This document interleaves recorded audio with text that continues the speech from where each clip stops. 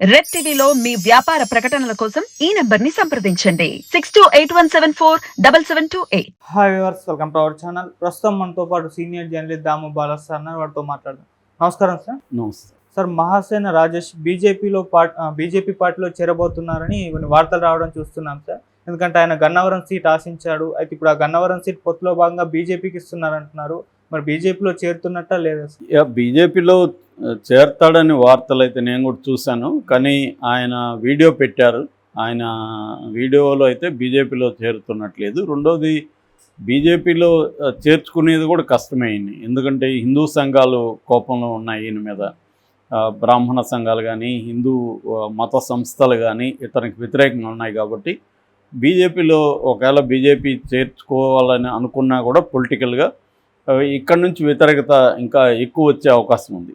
అయితే ఈ పుకారు ఎందుకు వచ్చిందంటే, తెలుగుదేశం బిగినింగ్లో ఈయనకి టికెట్ ఇచ్చింది. ఆ తర్వాత ఇప్పటి వరకు చంద్రబాబు ఈయన గురించి ఏం మాట్లాడలేదు, ఆయనకు కూడా ఏమి చెప్పలేదని చెప్తున్నారు. అంటే టికెట్ ఉందా లేదా అని తెలియదు. అయితే మామూలుగా అసలు ఈయన బ్యాక్గ్రౌండ్ చూసుకున్నప్పుడు ముందు గల్ఫ్ కంట్రీస్లో ఎక్కడ ఉండి వచ్చారు. దాని తర్వాత మహాసేన అనే ఒక యూట్యూబ్ వీడియో ఛానల్ పెట్టి ఒక ఆర్గనైజేషన్ పెట్టి, దళిత ఆర్గనైజేషన్, కొంత వీడియోలో పెట్టడం అవన్నీ చేస్తున్నాడు. దానికి సంబంధించి తనకు తెలిసిన జ్ఞానంతో దేవుళ్ళని విమర్శించడం, అంటే క్రిస్టియన్ కాబట్టి అక్కడ క్రైస్తును విమర్శిస్తే వాళ్ళకి సమాధానం చెప్పడం, ఆ చెప్పే క్రమంలో హిందూ మత గ్రంథాలను, హిందూ గ్రంథాల్లో ఉండే వాటిని కంపేర్ చేయడం. అంటే పార్వతి, ఫర్ ఎగ్జాంపుల్, వినాయకుడు పార్వతి కొడుకు అని శివుడికి తెలియకపోతే మరి వినాయకుడు ఊరికి పుట్టినట్టు, ఇలాంటివి అడిగారు ఆయన. సో అలాంటి వీడియోలు వీళ్ళు బయటకు పెట్టారు. అంటే కాంటెక్స్ట్ ఏంటంటే, తను మాట్లాడింది తనేదో హిందూ మతాన్ని విమర్శించాలని బయలుదేరలేదు, కానీ క్రిస్టియన్ మతాన్ని సమర్థించుకునే క్రమంలో దాని మీద వచ్చిన హిందువులు చేస్తున్న విమర్శలకి, మీ హిందూ మతంలో ఇలాంటివి బోల్డ్ ఉన్నాయి కదా, అంటే క్రైస్తు కన్యకు పుట్టాడని విమర్శిస్తున్నారు, మరి మీ దాంట్లో ఇలాంటివి లేవా అని చెప్పడానికి ఆయన చేశాడు. కానీ అదేమవుతుందంటే, అవుట్ ఆఫ్ కాంటెక్స్ట్ వీడియోల్ని తీసుకొచ్చినప్పుడు ప్రధానంగా ఇతను కావాలనే హిందూ మతం మీద విమర్శలు చేశాడు అన్నట్టుగా కనిపిస్తుంది. ఏదేమైనా అదొకటి. రెండోది ఏంటంటే, అతను బండబూతులు తిట్టడం. దానికి నిన్న కూడా ఏదో వీడియోలో సమాధానం చెప్తున్నాడు, కోపం వస్తే తిట్టకుండా ముద్దు పెట్టుకుంటారని. సో ఇట్లాంటి యాటిట్యూడ్ వల్ల అతనికి వచ్చే ప్రాబ్లం. అంటే రాజకీయాల్లో అతనికి ఏం అనుభవం లేదు, వీడియోలు చేయడం ఇటువంటిది. అతను అంటున్నాడు కానీ నాకు లక్షల్లో ఓట్లు వస్తాయి, ప్రతి రాష్ట్రంలో ప్రతి చోట నేను చేశాను వెళ్ళి అంటున్నాడు. కానీ అటువంటి మెచ్యూరిటీ కనబడలే అతను వీడియోల్లో. మాటలు చూస్తే ఇప్పుడు కూడా ఒకటేమో చైల్డిష్ ఇది కనబడుతుంది. అతనే అంటున్నాడు, నేను చిన్నపిల్లోడిని, రాజకీయాల్లో నాకేం తెలియదు, గందరగోళంగా ఉందని అంటున్నాడు. అటువంటి యాంగిల్ చూసినప్పుడు జాలేస్తుంది నిజంగానే అతని పట్ల. ఇంకోవైపు ఏమో అన్నీ తెలిసినట్టుగా అందరిని విమర్శించడం, అన్నిటినీ మీద కామెంట్ చేయడం, ఇది మళ్ళీ ఇంకో వైపు కనబడుతుంది. ఈ రెండు ఎక్స్ట్రీమ్స్ అతనిలో కనబడుతున్నాయి మామూలుగా మనకి అబ్జర్వ్ చేస్తున్నప్పుడు. సో అతని పట్ల మనకి ప్రత్యేక ప్రేమ లేదు, ప్రత్యేక ద్వేషం లేదు.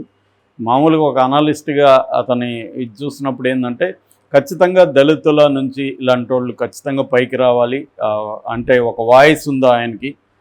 తను ఖచ్చితంగా లక్షల మందిని అయితే ఇన్ఫ్లుయెన్స్ చేయగలిగాడు. ఎందుకంటే అతను యూట్యూబ్ సబ్స్క్రైబర్లు 7,60,000 ఎంత ఉన్నారు, దాదాపు 29 కోట్ల వ్యూస్ ఉన్నాయి, దాదాపు 4,000కి పైన వీడియోలు పెట్టాడు. సో ఆ రకంగా కొంత దళిత యూత్ని ఇన్ఫ్లుయెన్స్ అయితే చేయగలిగాడు. దాంట్లో నో డౌట్. ఖచ్చితంగా అతను ఎమ్మెల్యేకి అనర్హుడేం కాదు. ఎందుకంటే హిందూ మతం మీద విమర్శలు చాలామంది చేశారు. వాళ్ళంతా కూడా ఇప్పుడు డైరెక్ట్గా మన ఉదయనిధి స్టాలిన్ చూసాం కదా, సనాతన ధర్మాన్ని ఒక దోమలు నిర్మూలించినట్టే సనాతన ధర్మాన్ని నిర్మూలించాలని మాట్లాడాడు కదా. కాబట్టి ఇవాళ హిందూ మతాలకు సంబంధించి విమర్శించిన వాళ్ళకి ఇంకా టికెట్లు ఇవ్వకూడదు అనేది ఏమీ లేదు. చాలామంది విమర్శిస్తున్నారు. కాకపోతే ఇక్కడ పి గన్నవరం కాంటెక్స్లో ఏమైందంటే, ఇతనికి నేపథ్యం ఏంటంటే, ఫస్ట్ రాజకీయ నేపథ్యం. ఫస్ట్లో వైసీపీలో చేరాడు. వైసీపీలో ఉంటూ చాలా వీడియోలు ప్రత్యర్థుల మీద పెట్టడం, తెలుగుదేశం మీద వీళ్ళ మీద పెట్టడం చేశాడు అప్పుడు. సో అది కూడా ఇబ్బంది అయింది ఇప్పుడు. అంటే అదేదో ఒక బ్యాలెన్స్గా మాట్లాడుంటే ఇబ్బంది ఉండదు.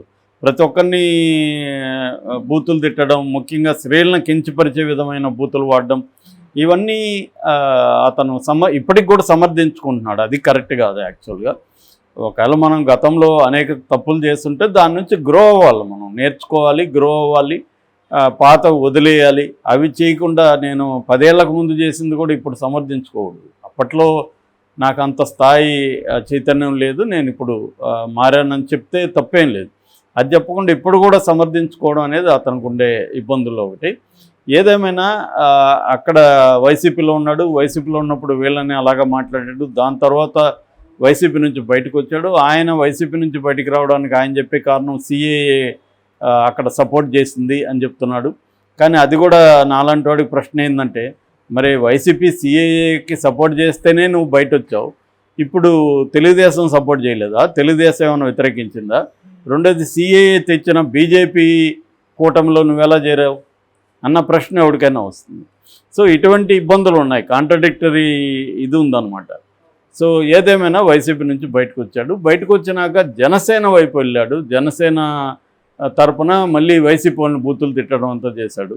ఈ లోపల వైసీపీ గవర్నమెంట్ వచ్చింది కాబట్టి వాళ్ళు ఆ బూతుల్ని సహించలేక ఇతని మీద కేసులు పెట్టారు. దాదాపు 30 కేసులు ఉన్నాయని ఆయన చెప్పుకున్నారు. అయినప్పటికీ కూడా ధైర్యంగా ఉన్నాడు. కానీ ఆ జనసేన వాళ్ళే తనని పెద్దగా ఆదరించలేదు, పవన్ కళ్యాణ్ పట్టించుకోలేదు. మేజర్గా దానికి కారణం ఏమంటారంటే, ఇతను అగ్రకులాలని తిట్టే విధంగా వీడియోలు పెట్టడం, అగ్రకుల అమ్మాయిలని పెళ్లి చేసుకొస్తే, అమ్మాయిలని కాదు అగ్రకులం వాళ్ళని పెళ్లి చేసుకొస్తే డబ్బులు ఇస్తానని చెప్పడం, ఇలాంటివి చెప్పాడని. సో రెండవది హిందూ మతానికి సంబంధించి శూర్పణఖ కావచ్చు, ఇందాక చెప్పిన పార్వతీ వినాయకుడికి, ఇలాంటివి చాలా వీడియోస్ ఉన్నాయని. సో అందుకని పవన్ కళ్యాణ్ ఏంటంటే బీజేపీతో ఉన్నాడు ఆయన. సో ఈ అబ్బాయి ఏమో అటువంటి విషయాలు మాట్లాడుతున్నాడు కాబట్టి ఇబ్బంది అనేసి తనని దూరం పెట్టాడని చెప్తున్నారు. ఫైనల్గా ఇంకా తెలుగుదేశంతో చేరాడు, తెలుగుదేశం నుంచి మాట్లాడడం మొదలుపెట్టాడు. దాంతో చంద్రబాబు రికగ్నైజ్ చేశాడు, ఈ అబ్బాయి కొంత దళితుల్లో యాక్టివ్గా ఉన్నాడు, తను రాజకీయాల్లో ఉంటే బాగుంటుంది మన వైపు ఉంటే అని చెప్పి తను టికెట్ అనౌన్స్ చేశాడు. అయితే టికెట్ అనౌన్స్ చేయగానే ఇతనికి ఇంకా రకరకాల ఒత్తిళ్ళు వచ్చాయి. వైసీపీ వాళ్ళు ఆల్రెడీ ఇతని పట్ల కోపంగా ఉన్నారు కాబట్టి వాళ్ళ పాత వీడియోలంతా కట్ చేసి ఎడిట్ చేసి జాగ్రత్తగా దాన్ని వైరల్ చేశారు. దాంతో బ్రాహ్మణ సంఘాలు, హిందూ సంఘాలు తీవ్ర వ్యతిరేకత వచ్చింది. అప్పటికి కూడా చంద్రబాబు ఏం తెలియదని చెప్తున్నాడు. మరి చంద్రబాబు తెలుగుదేశం ఏమన్నా తనకి ఆదేశాలు ఇచ్చిందా, నీ అంతట నువ్వే చెప్పని ఏమన్నా తెలియదు. కానీ ఆయనంతట అయ్యే నేను నా వల్ల తెలుగుదేశానికి ఇబ్బంది అయితే, నా వల్ల రాష్ట్రం అంతా తెలుగుదేశానికి ప్రాబ్లం అయితే నేను పోటీ చేయను అని అన్నాడు.